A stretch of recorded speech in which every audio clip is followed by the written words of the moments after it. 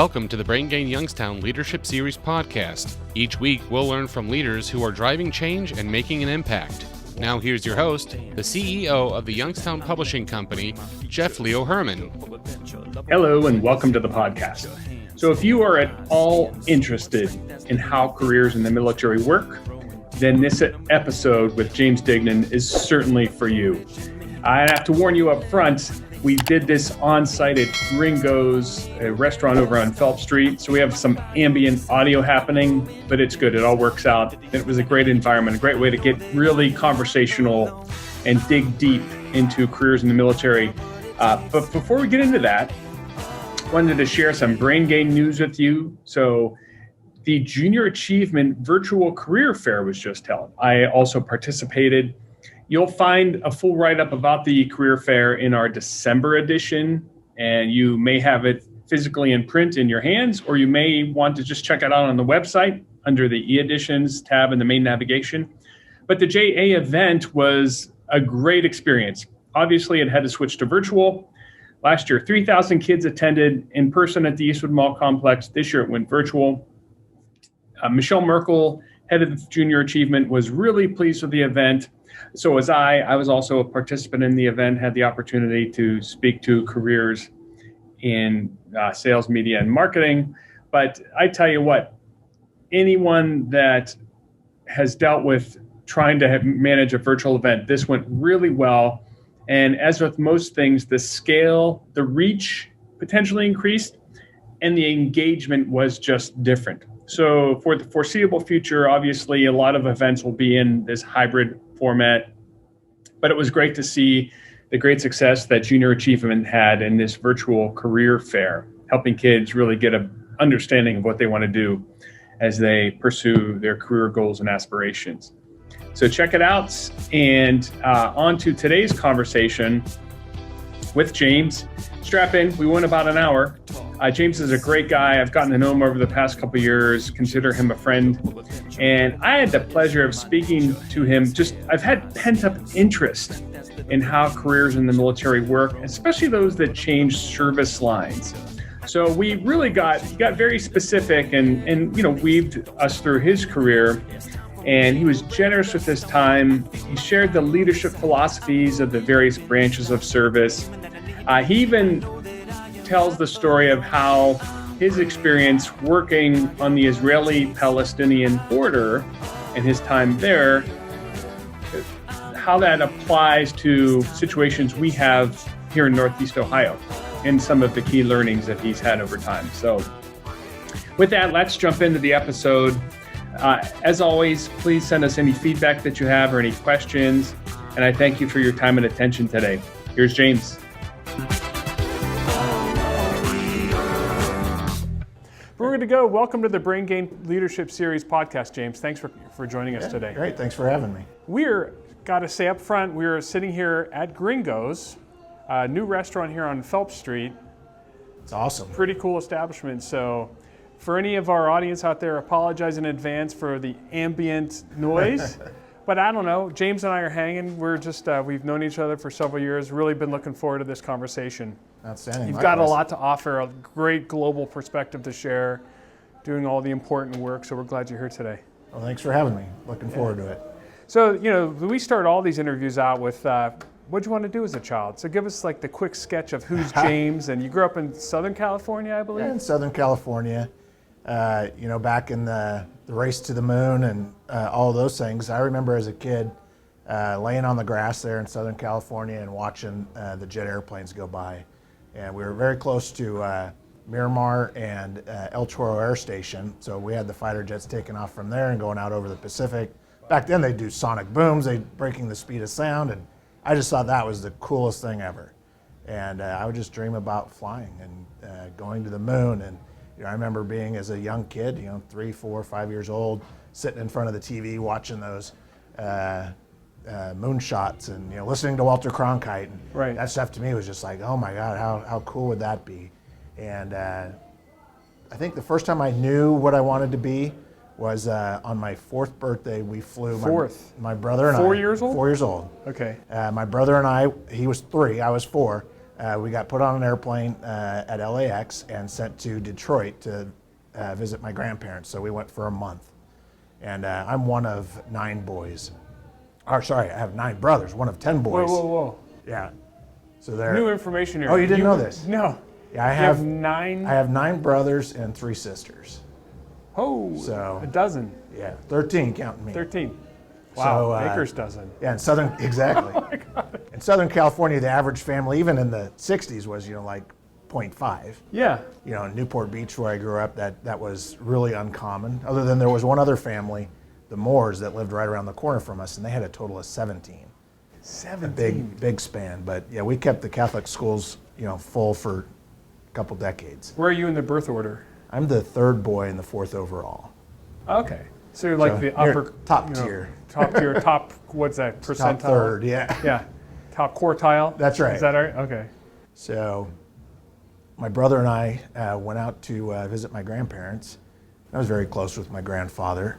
He was an executive at Ford at the time, and we flew out there, and I got on the airplane. Back then, it was a DC-10. I still have some of the stuff that they gave me, because back then, you traveled in a suit, and Oh, yeah. it was a big deal. And we were as kids going, it was very unusual. But we met with the flight attendant, and they sat us down. And I got my wings, I got my playing cards, and I had all of the.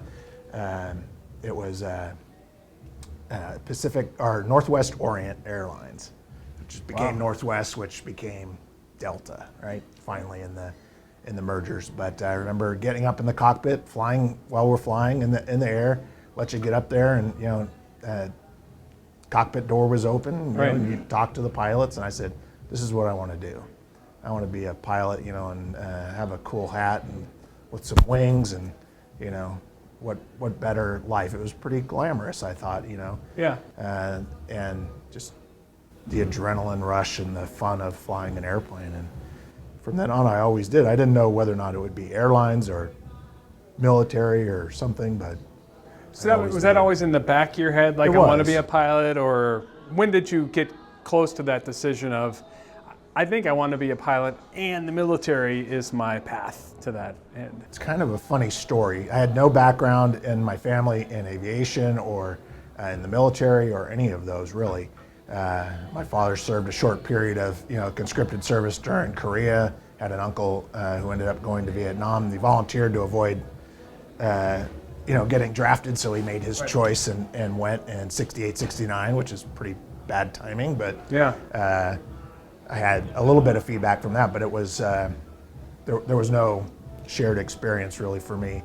I went through school, and I thought I wanted to be a football player, and I realized as much as I like football, I don't have the talent to get me to the next level and keep playing. And I wanted to be a rock and roll star, so I played, and I worked real hard, and I did that for a while. And Guitar, drums? guitar. Okay. Yeah, and I still have a bunch of guitars, but don't get to play as much as I'd like to, but it's something I just enjoyed. And again, it was something that I met so many really super talented people, and I realized, that's probably, I can have a support role. Maybe that's probably not the future, Right. for me.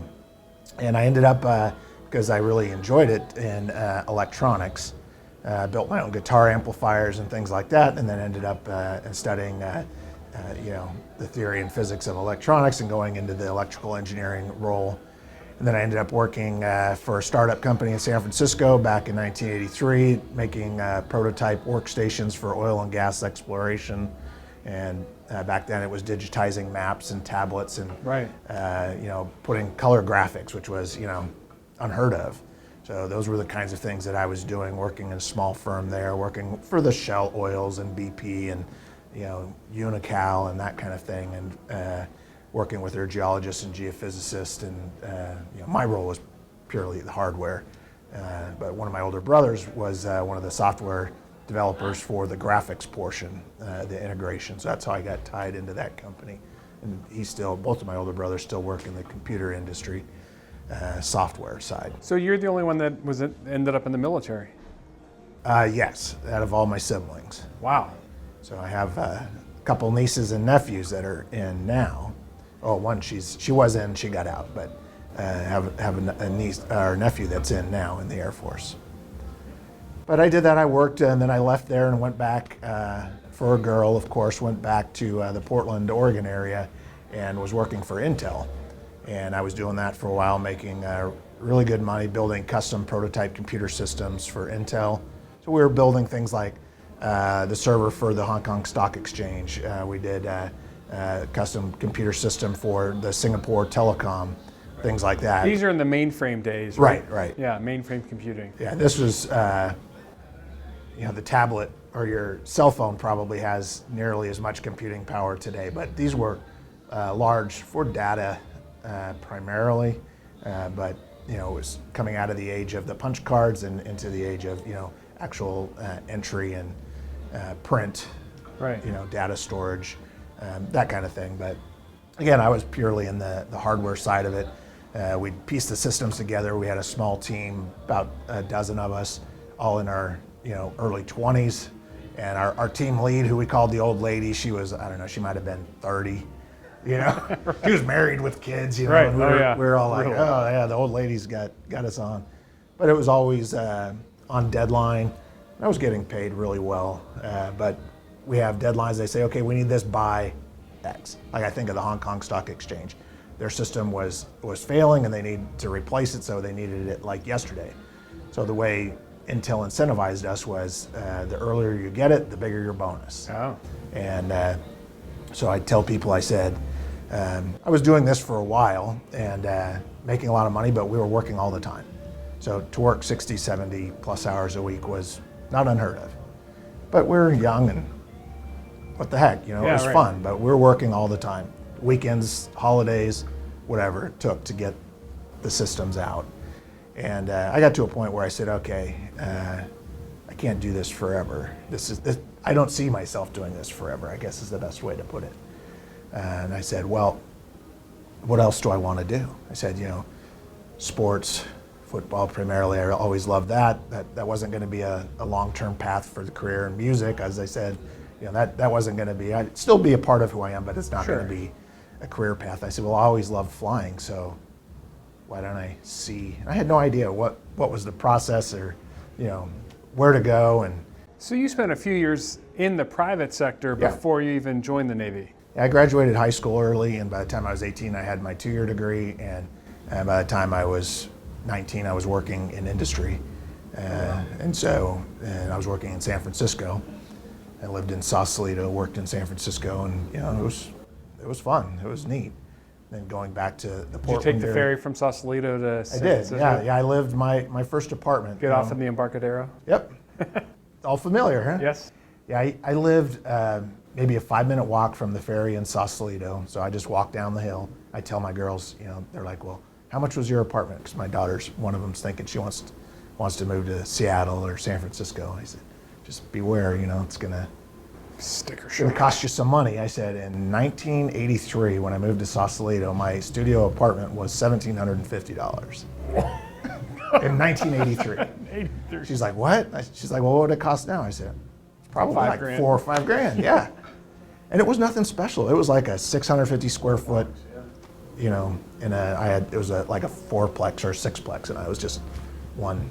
Could you imagine quarantining in a studio apartment? Because I had one too in Chicago. Yeah. 600 square feet. Yeah, same. Just, little box. Be crazy. Well, you'd have to get outside and do some things, but I love San Francisco. I love the music scene and all that. But again, it was I was working all the time.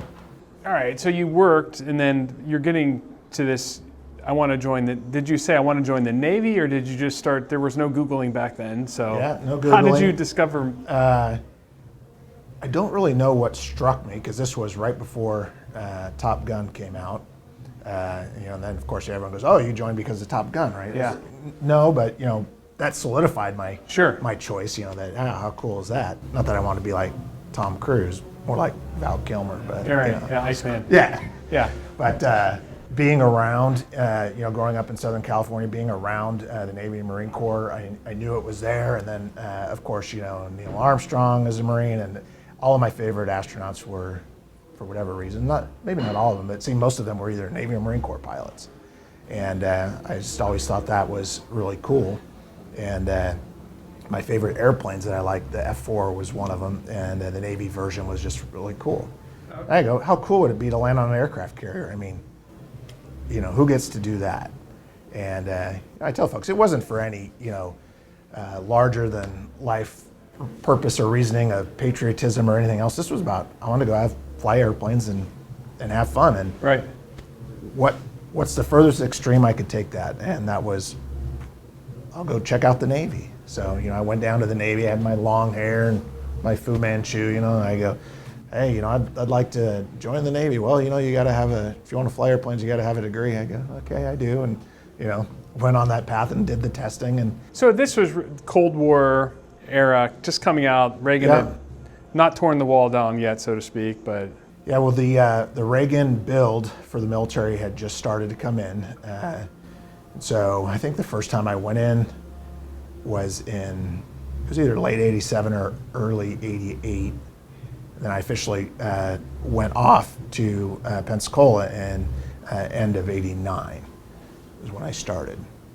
So I ended up going through the Aviation Officer Candidate School and that program, like Richard Gere and Officer and a Gentleman. I did that and then went off to pilot training and ended up in Corpus Christi, Texas, and then ended up back in the Bay Area at Moffett Field down in the San Jose area in South Bay for P3 training, and then off to Hawaii and ended up all over the world, flying P3s. And at some point there I decided, hey, I'm not sure that staying on active duty forever is my thing. And back then it was a 6-year commitment for pilots. Now it's at least 10 that you sign up for. But as I was approaching the end of that commitment, and this was now the mid 90s and the Clinton years, it started the drawback and the military was getting smaller. So the Navy was telling pilots to go home, and I said, hey, I'll go home if you're going to let somebody, he wants to stay, I'll go.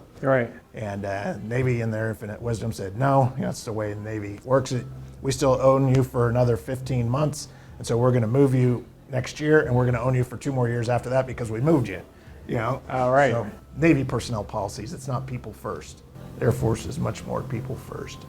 But long story short, I got my senator that I used to work for back in college. Mark Hatfield was the junior senator or senior senator in Oregon at the time, and he wrote a nice letter to the Navy, and the Navy let me go. And one of the caveats was I had to continue my service commitment with somebody in the Guard or Reserves. And I ended up switching to the Oregon F-15 unit, the Oregon Air National Guard, and my high school physics teacher was the squadron commander at the time. Oh, nice. So I called them up, I said, hey, would you take another pilot? And they were like, yeah, great. And then long story short, I never actually got to get fully trained and go through that because through the drawdowns, they were an air defense unit, they lost the bulk of their mission. And at the time, air defense is going away, right? It's the Cold War is won. Right. This is the peace dividend. Wind it up. We don't need air defense because nobody's attacking us. And so all the air defense units were getting smaller and consolidation. And at that point, I said, well, I'll look for something else. And there was a unit that within that Guard unit that they called it a combat air traffic control officer, but it was essentially a unit that would go in and advance and open up an airfield.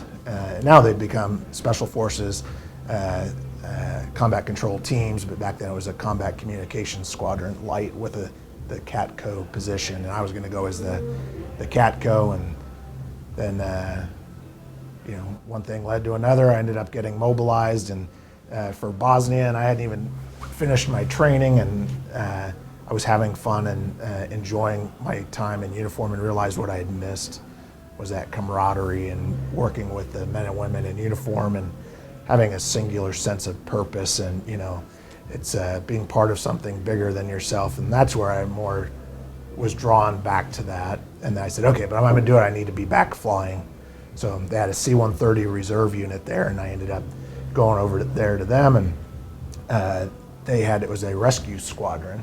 And I don't know if you recall, but they had an airplane that had crashed out in the Pacific Ocean. They had some malfunctions on the aircraft, and they had just lost the whole crew. And they said, well, we're not hiring anyone right now, but we know somebody who is, and they referred me to a unit out in Philadelphia area. And then I got hired, and I joined the reserves, and I started flying C-130s all over the world. Wow, so all the dots are connecting. Yeah, it was like ding, ding, ding from one to the next.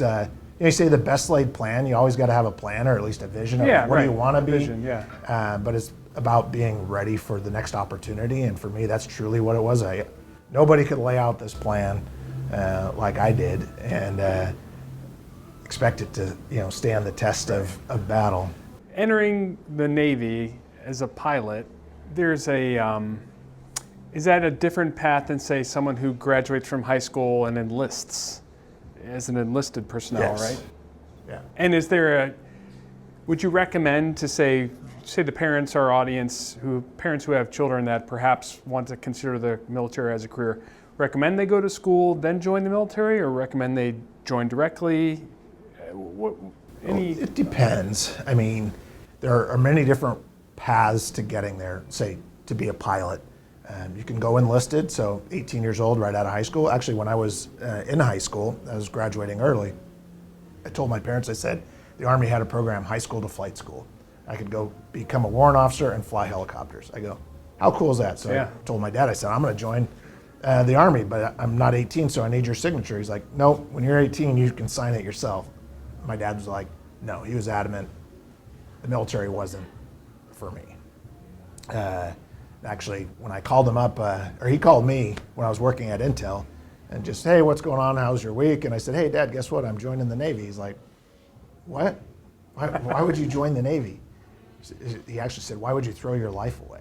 That was his vision of what the military was. And during his time and his perspective, in the 50s and with Korean War, he was in grad school out in Michigan.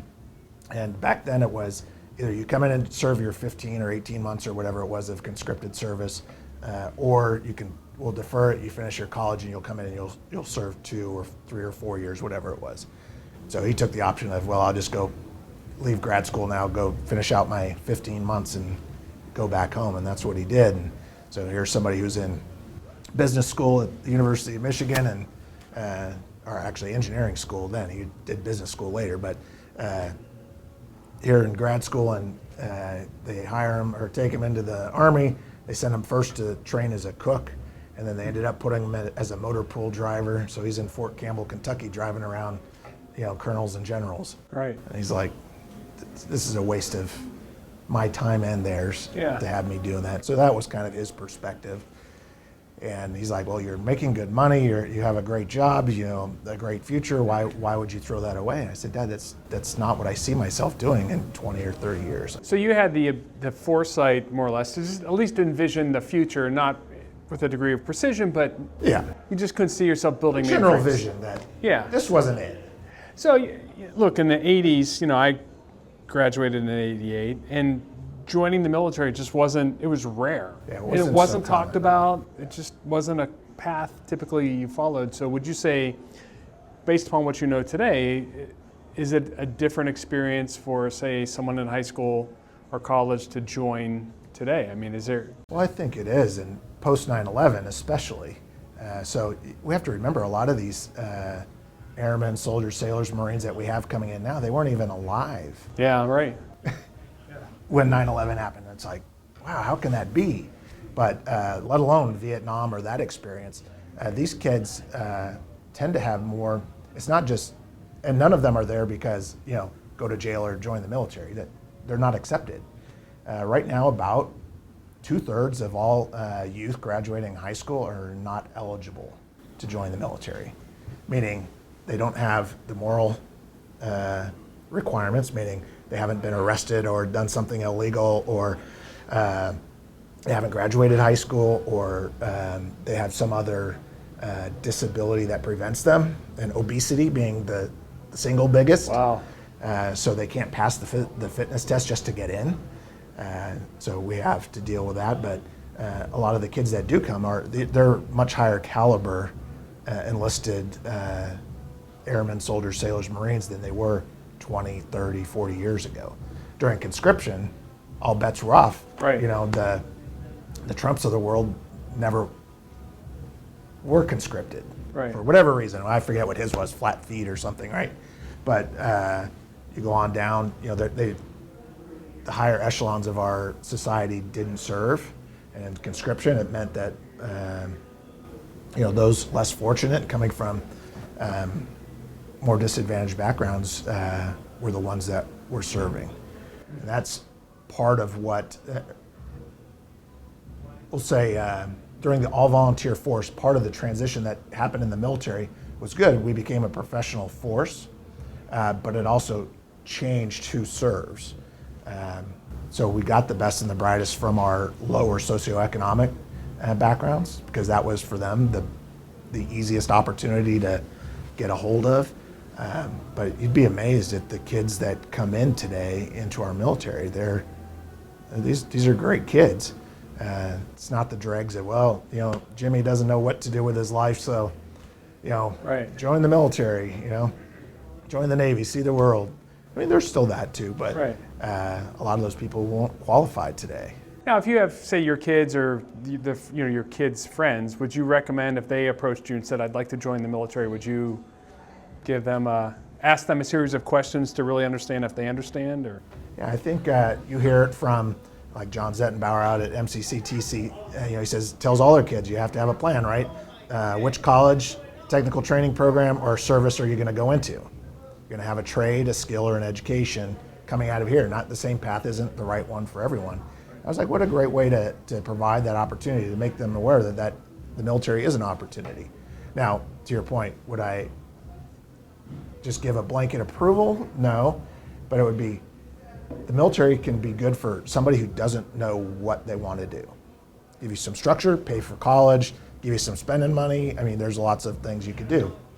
Maybe learn a skill, do something like fly an airplane. You know, could have done it some other ways, but it seemed like the coolest path was to join the military. And for some kids, you know, it's like, if you're not sure what you want to do, you know, be careful, but, you know, try to make based on what you might see yourself doing, you know, is the Navy more your fit, you know, can you see yourself stuck in a submarine for 4 months underwater? right. Well, no, I don't want to do that. Well, okay, you might be careful and make sure that you get into a career path that's not going to send you there. Or maybe that sounds really cool. I'd like to work on nuclear reactors. Well, good. Better have really good test scores. But, you know, you have the whole range of enlisted opportunities in all the services, but, you know, especially in the Air Force and the Navy.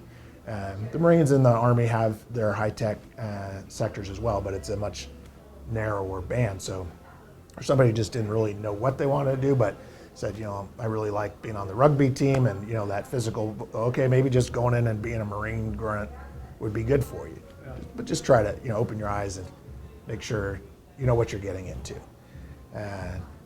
But I would always say, is there something that you really would like to do?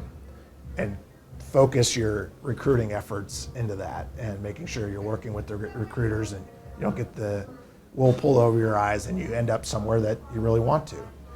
You know, I'll say cook, which is something that people go, well, like my dad, go be a cook. You know, that's, well, some kids, that might be a lifelong, you know, goal, to be a chef and work it. Well, you can go to all the services, but in the Navy and the Air Force, they have a lot of opportunities. Well, they'll send you to culinary school, and you could be serving, you know, the president on Air Force One. You could be doing all kinds of really neat stuff. And people go, oh, I never would have thought that opportunity was in the military, but they're out there. Right. You know, to go be somebody that's flying satellites, that's flying drones. I mean, those opportunities exist. The Brain Gain is a collaborative effort, and we'd like to thank the headlining members of the coalition, including Sweeney Chevrolet Buick GMC, the Moransky Companies, and the Mahoning Valley Manufacturers Coalition. Also included are Farmers Bank Group, Youngstown State University, Eastern Gateway Community College, the DeBartolo Corporation, Cortland Bank, MS Consultants, and 898 Marketing.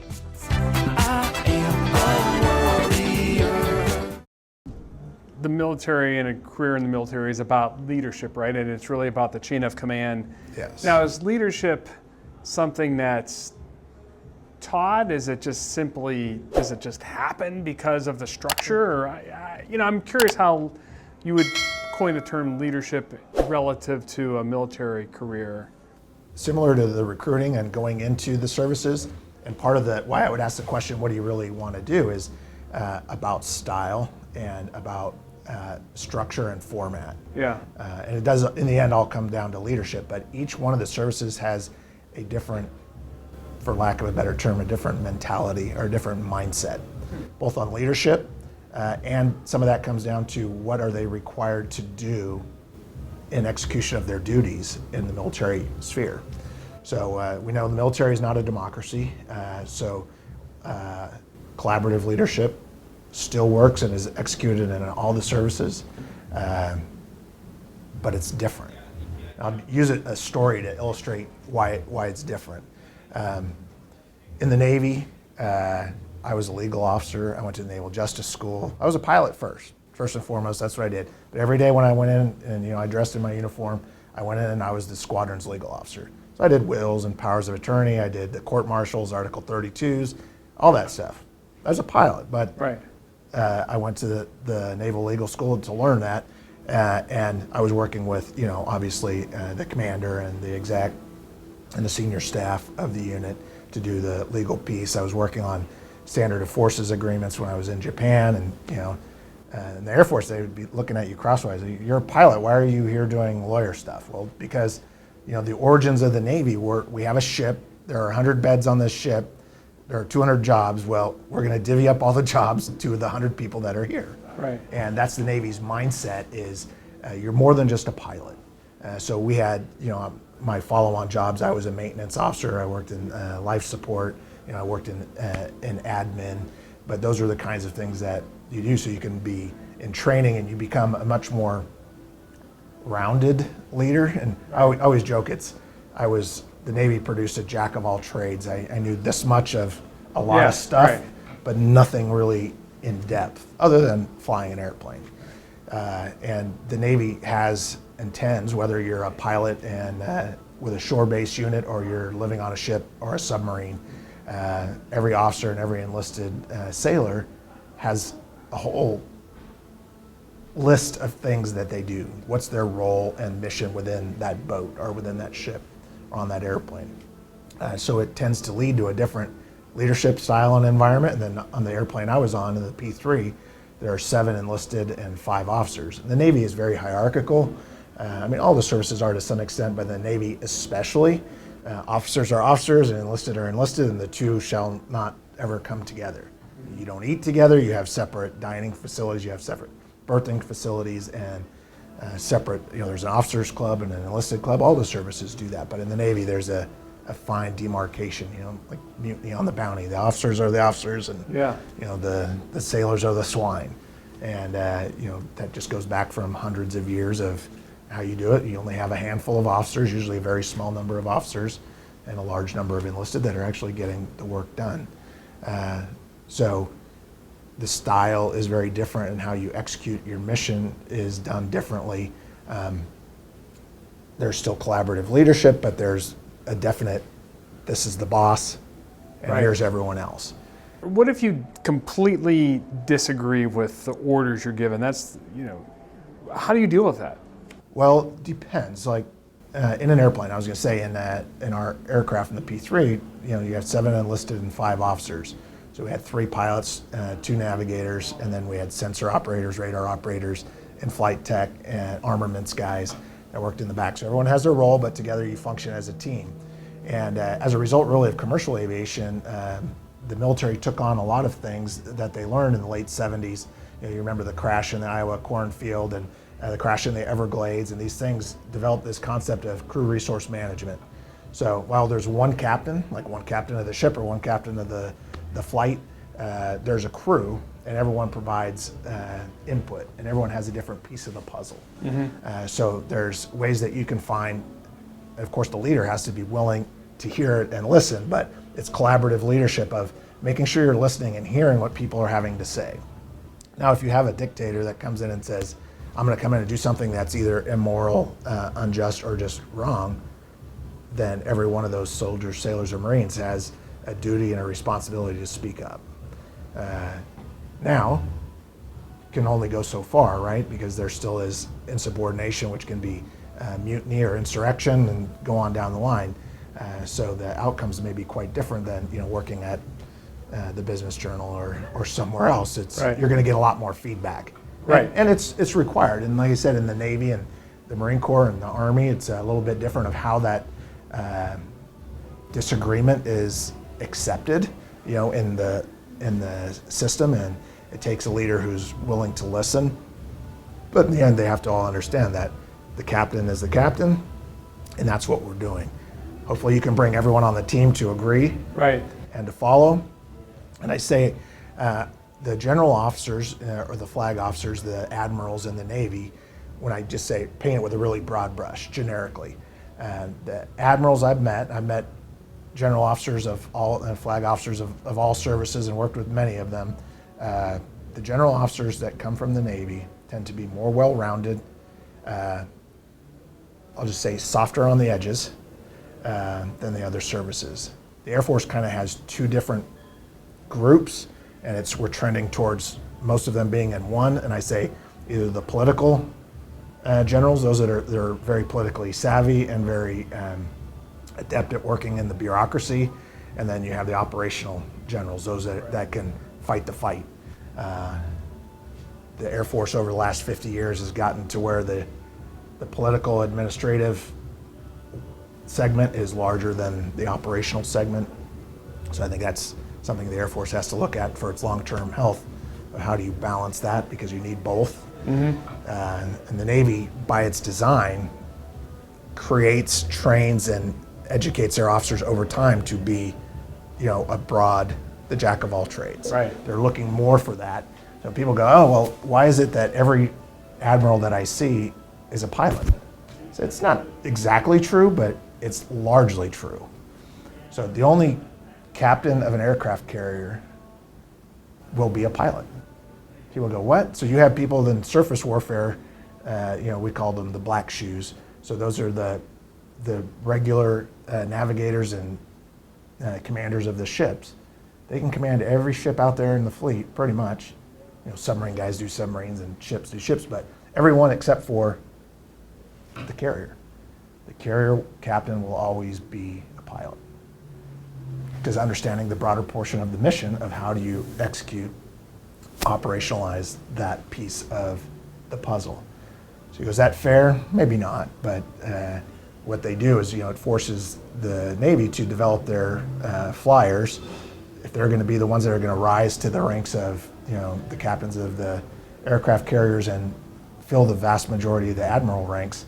Well, they better have a good understanding of the rest of the operational Navy, whether it's intel or admin, you name it. Mm-hmm. And the Navy's, like the Air Force has gone a little bit this way, the Navy has broadened it now, so there is much more career upward mobility for those that are not pilots, which is good, but I think the organization has to monitor itself of, its health and how are its leaders managing, and what's the leader of tomorrow going to look like. Right. Well, how much of your leadership style today was harvested through your career? Well, I think things you kept and things you threw away.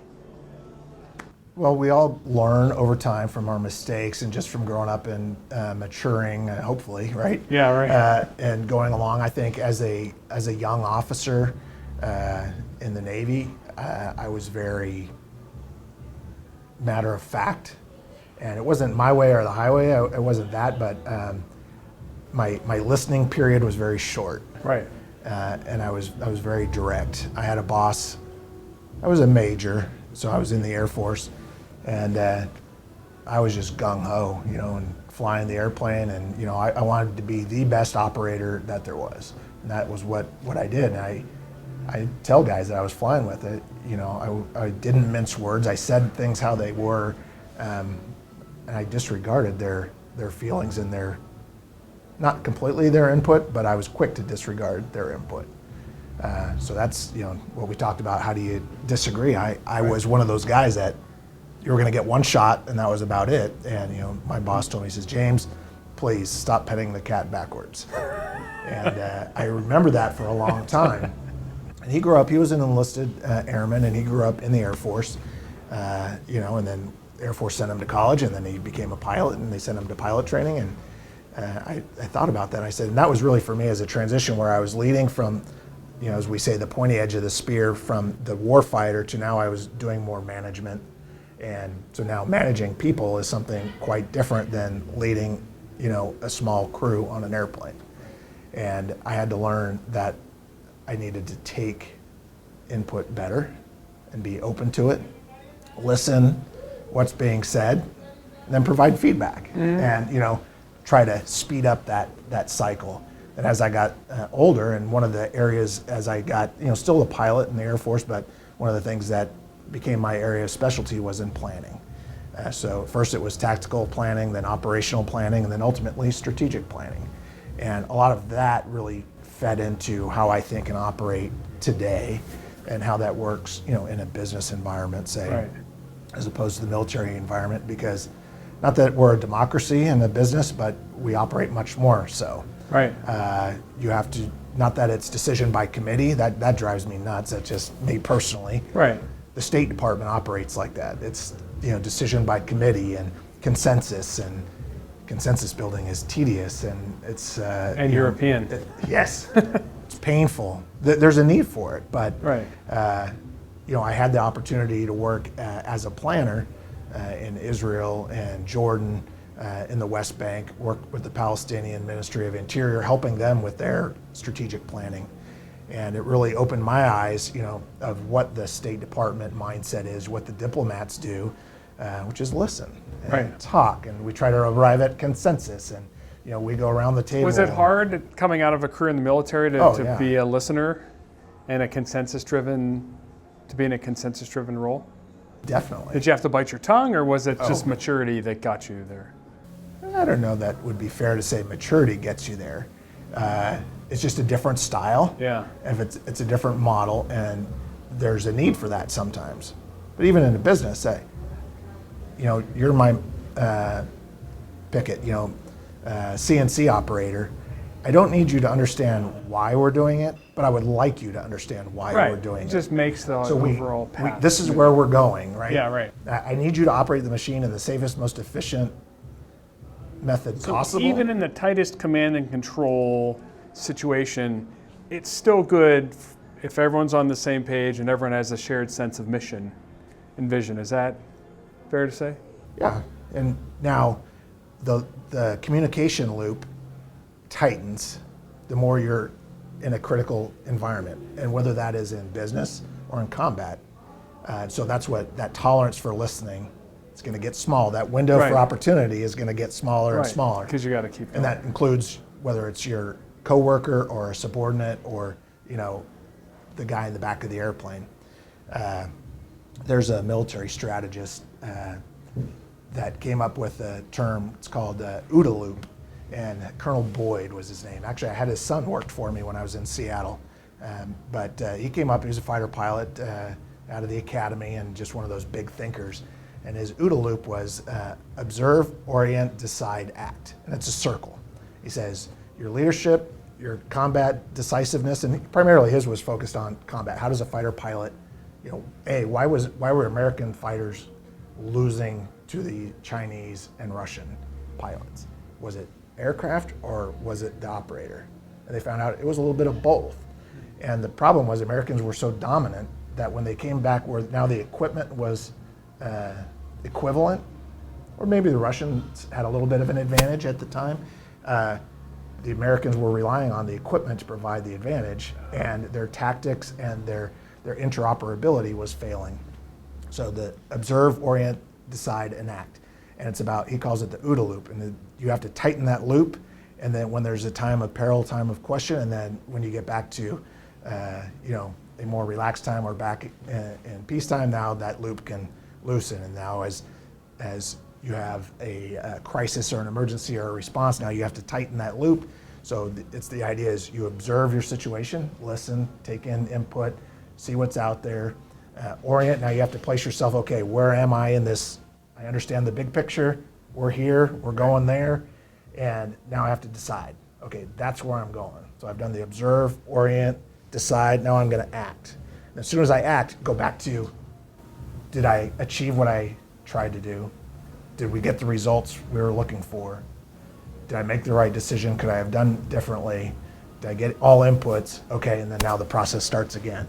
And you continue to do that. And the same works in business, and it works anywhere. And I think you and I had talked about it before. I said, when I first came to the chamber, I mentioned to the staff in my first staff meeting, I equivocated this job of bringing somebody like me into a business development, economic development entity. Well, what experience do you have that will work here, and how does that translate? I said it's very similar.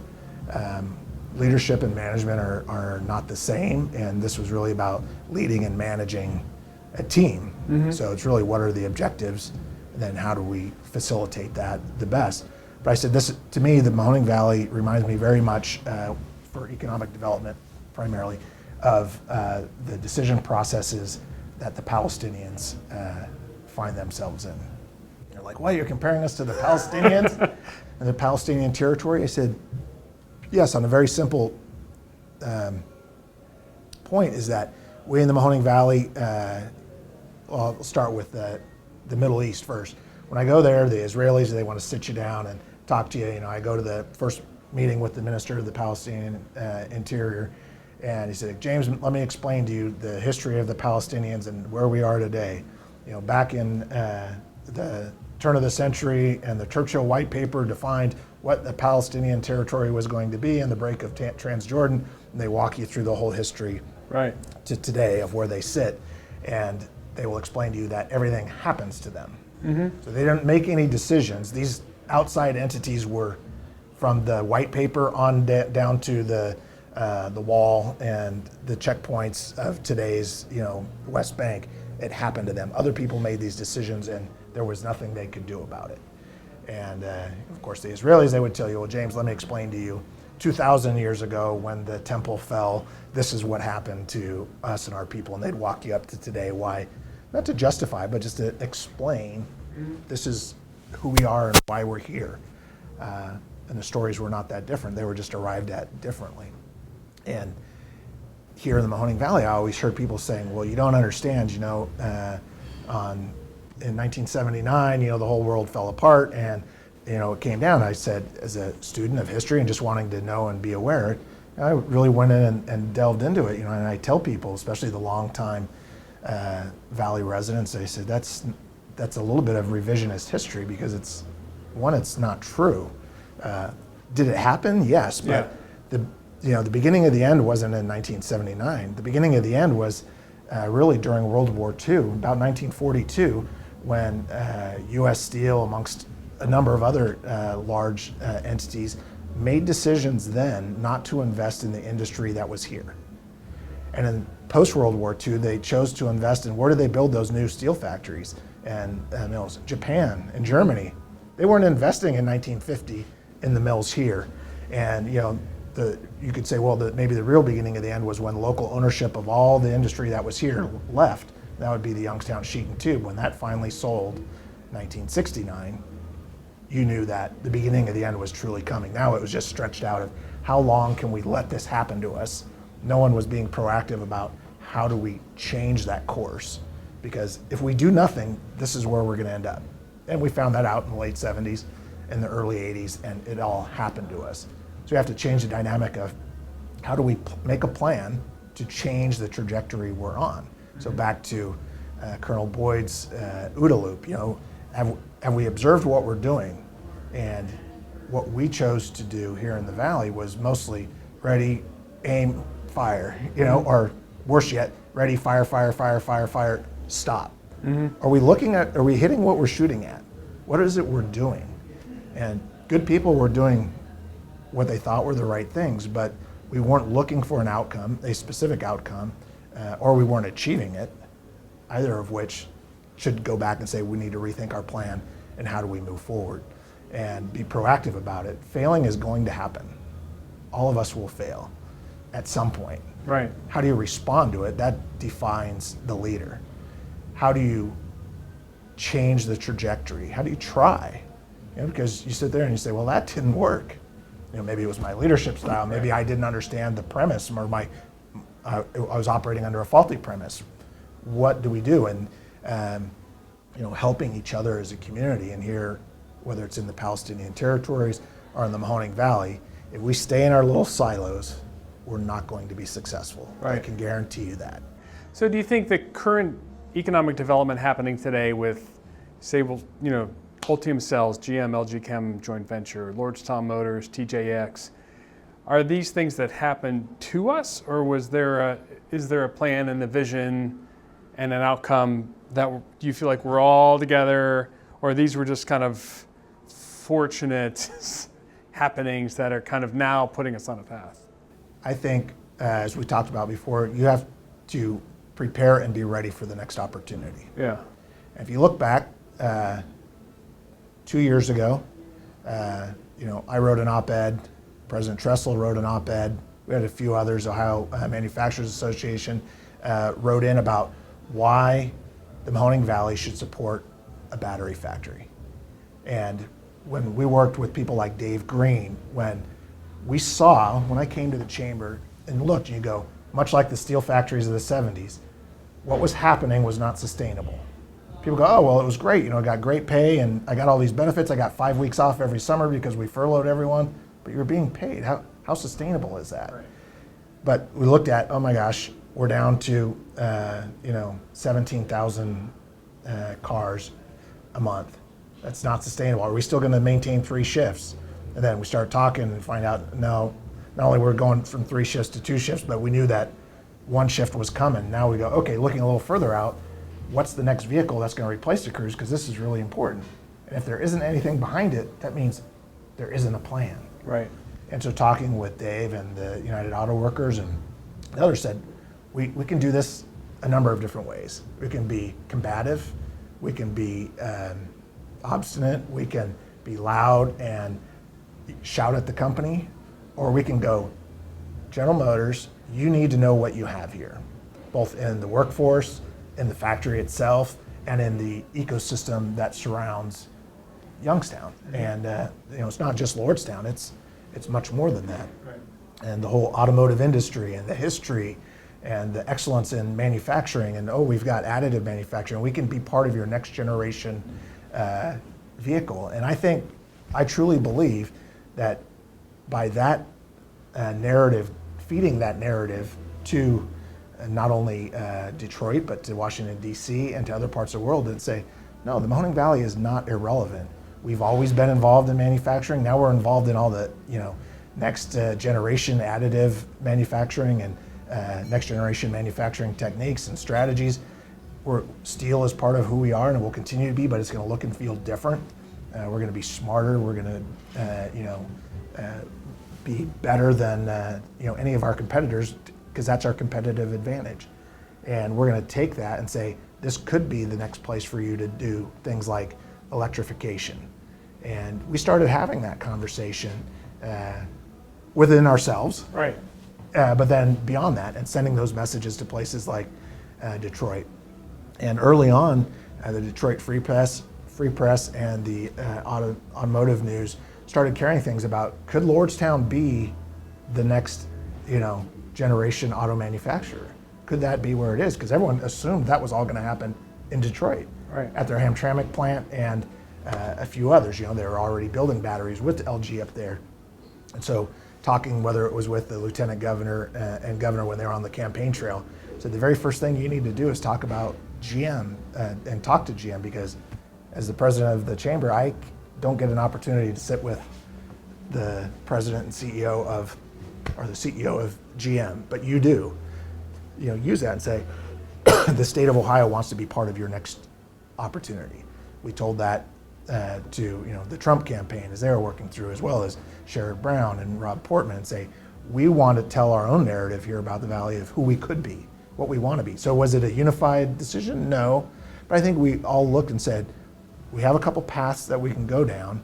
Let's choose the one of being, okay, maybe it's a little aspirational, but let's choose our own path. Right. Say, we want to go this direction.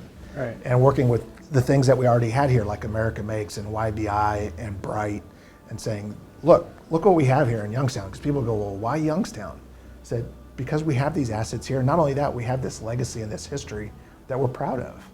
But we can be part of the next generation. Don't be telling the story about what happened. Yeah, leave that behind. And we're proud of it. Right. And some of it was painful, but that's why you have that strength in manufacturing here, and let us be a part of your next generation manufacturing. So I don't think personally that in 2018 that GM had Lordstown on their map as part of their electrification plans. Mm-hmm. I think it was through the Trump administration, our governor, lieutenant governor, our other elected officials, whether it's Sean O'Brien and Mike Ruley or Tim Ryan. I mean, every one of them, and we were always pounding on them, tell the story. This is what we want to be. And just bringing that home, they started thinking, oh, well, maybe it could be. Like I said, the press in Detroit, my aunt was telling me all the time, she retired from Ford and she's always following all the automotive news. And she's like, wow, you guys are just in the press up here all the time. We're more up there. Huh. The union happenings, the layoffs, and then some of the things we were doing at the time, trying to encourage GM just to invest in Lordstown and keep the UAW workers we had here and keep our family intact best we could. But knowing full well that that may not come to fruition, there may not be a new product to save the plant as it currently is, but we wanted to make sure that we were ready for whatever that next opportunity might be. Nobody had any idea that a battery factory was even in the realm of possibility. I think we were thinking about some electric car or something else, but hey, why not? You know, and then people would say, well, LG is really not interested in a union stronghold like Youngstown. I said, look, we've got strong trades here, union and non-union, and they're a strength. They're not a weakness. Let us explain to you how that can work for you and your team, and start having those discussions at very high levels, just that they're even willing to consider it. And I go back to the Palestinian territories. I would tell the minister, I said, well, how many Palestinian security forces are we going to train this year? Well, I don't know. You Americans are training them. You tell me. I said, well, how many do you need? Well, I don't know. Well, how many borders are you going to have? Because basically with each border crossing you need so many, and then you have to have some internal security forces. So, how many police stations are you going to have? Well, I don't know. Okay, well, let's go step back a couple more and go, hey, what do we want to be? Well, we would like a future Palestinian state. Okay, well, what's it going to take to get there? Because the Israelis have a vote, whether you want it or not, right? Right. Well, they want a secure border. Okay, well, let's start talking about now how many border crossing points do we have? Well, I don't know, whatever the Israelis let us. Well, okay, how many do we currently have? And you go there and say, sometimes it's very difficult for people to build a vision of what could be because they're stuck in what was. Right. Or we don't have a voice. Yeah, you have a voice, and we here in the Valley have a voice. It's about what do we really want to be. And we have a lot of really great people doing great things here, but we undersell ourselves, and we let other people tell our story. And so I think the beginning, it was a terrible crisis for us in so many ways, mainly breaking up of families and people leaving our community for the Lordstown plant to come apart. But that was the first time, as a result of the Cruise production going away with no follow-on vehicle, that groups of people that may not have been speaking together and thinking together started getting together and talking about what could be, and building some hope and a little bit of a vision. Is it unified? No. Is there an organization that could come in and make it happen, or is this literally just the people collaborating and capturing a shared vision, putting egos aside and working together? Yeah, you hit the nail on the head, putting the egos aside. It has to be collaborative. So we have, in the military we had the same thing, but I call it the silos of excellence. And here in the Valley we have our silos of excellence, whether it's Trumbull County, Mahoning County, Columbiana County, or Youngstown, Warren, Niles, Hubbard, Canfield. No, we've got to start thinking, acting like a community. Right. Because we are one. We're 13 plus disparate communities that have a history of not working together. Not that there's animosity, well, there might be Right. some, but Yeah. it's just we have a history of not working together, so we have to figure out how can we do it, and that's about getting together, and through collaboration is the only path that we're going to get there. We have some hurdles to do. Basically, we're built with our communities to support about 1.2 million people. We're down to about 600,000. Right. So we have some excess infrastructure, inventory, housing, you name it. But those hurdles can be overcome. We have to come together and figure out how we're going to do that. It's a tough job for somebody like Mayor Brown or Mayor Franklin of how do you do that? And we count on them to lead from the front. Right. Because it starts and ends with Youngstown and Warren. Right. I don't care if you live in Canfield or Latonia, what happens in Youngstown is going to affect the future of your kids. So you've been around the country, around the world. Are we truly unique relative to every other place you've been, or is this a Other than similar to the Palestinian territories? right? Yeah, we're very unique. I mean, we have a unique history. We have, unique people. We have unique struggles, and it seems to be the perennial struggle here in the Valley. It doesn't have to be that way. I see plenty of opportunity, and I think we've talked about it before. I think folks that come from outside or that left and came back can see the opportunity. Right. Much easier than those that are in the forest. Yes. And they just like, oh, you don't understand. This is what happened to us. I said, yeah, but there's opportunity. And how do we get around that? Well, we have to just keep coming together. People have to do the right thing for the right reason, or at least try and do for the greater good. Put the ego aside and say, what's really in the best interest? And I talk about the Tiger Grant, and what we see happening here on Fifth Avenue. A lot of leaders in the whole community came together and said, we all support this as our number one project. Now you might say, why would a mayor from Canfield care? Well, because what happens in Youngstown matters. Right. And so by all those leaders coming together and getting a nice project like this, it's small in the whole scheme of things, but it's a start of how do we prepare so we have a nice Phelps Street and things downtown are better, because as Youngstown goes, so goes the rest of our community. So we have to be proactive in how we do that. I'd like to see things of how is it done well for legacy cities like us in our community. It's a little bit difficult because we have what we have, and now how do we get what we want? We're gonna have to do things differently, and that means coming together. So things that are unspeakable, like maybe a water and sewer district that covers all 13 communities in the Mahoning Valley across 2 or 3 counties. Oh, that's unheard of. That'll never happen. Well, we have to think about how can we do it. Maybe we don't do it exactly like they did in Southern California, because that's different. Their history was different.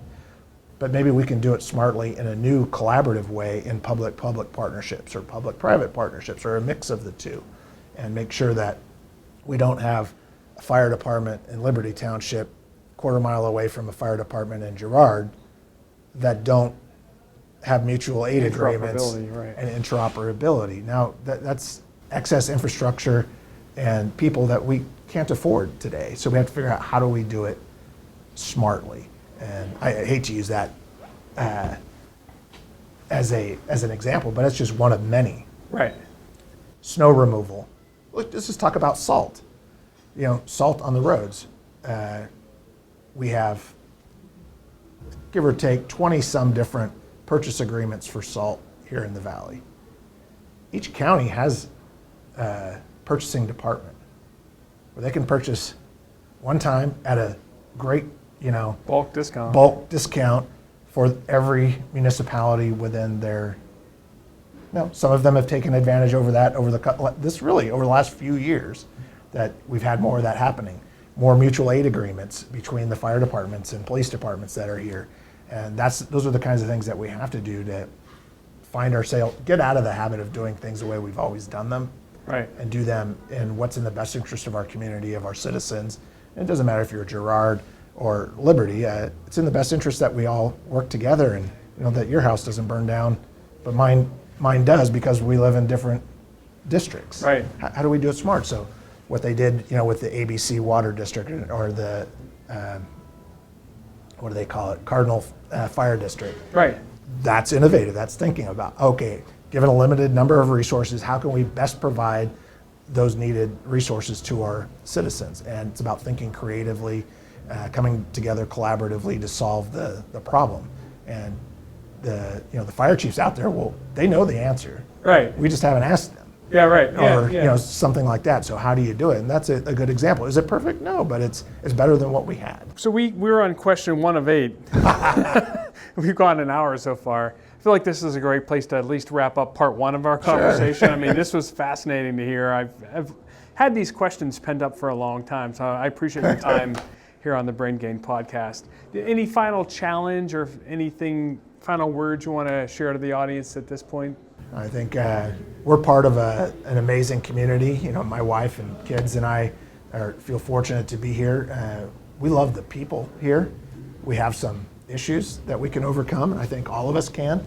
I'm excited to be a part of it in a small way, whatever way I can, and I think we have a lot of really good people. What's happening up at YSU is a good example. What they put together at Bright and America Makes and YBI. I mean, these are things that other communities don't have, and it's a strength. Harkens back to the history of who we are as a community, and who do we want to be moving forward. And I think if we look at that of what's in the best interest, collective best interest of our community, we'll get there. We have a lot of great people doing some really great things.